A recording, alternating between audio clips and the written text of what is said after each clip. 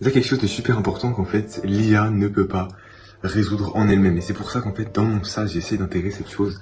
Donc je vais voir le meilleur format par lequel je peux l'intégrer tout simplement. Mais finalement, actuellement, il n'y a presque aucun SaaS LinkedIn qui intègre le storytelling. Et c'est pour ça que j'ai pas utilisé l'IA pour ça. En tout cas, c'est pas Claude qui va générer le storytelling, parce que il peut pas inventer ta vie clairement.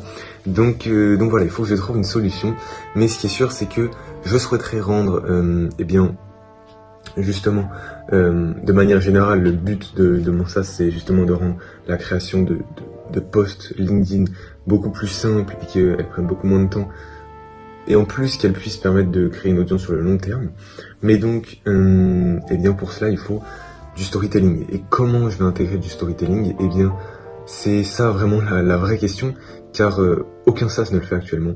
Clairement, aucun SaaS ne le fait, mais il faut savoir bien l'intégrer et pour que ce soit le plus simple possible pour l'utilisateur justement de pouvoir créer ses posts storytelling. Donc plus simple que d'aller sur Claude, donner le contexte, etc., etc.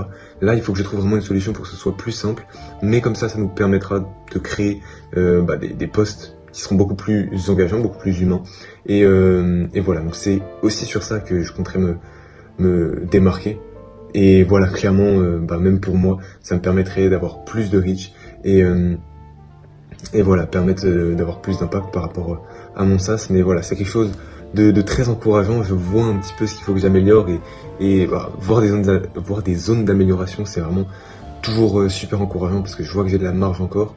Et donc voilà, c'est vraiment la chose sur laquelle pour l'instant je souhaiterais me concentrer. Il y a encore plein de domaines sur lesquels je peux m'améliorer dans mon MVP. Mais là, concrètement, pour déjà automatiser et contrôler un maximum la publication automatique, voilà, il faut d'abord que je maîtrise l'aspect storytelling et c'est les choses que je vais développer sur les jours à venir pour proposer la meilleure solution justement par rapport au storytelling et pour que vous puissiez l'utiliser et pour que tout le monde puisse en tirer le plus de bénéfices possible.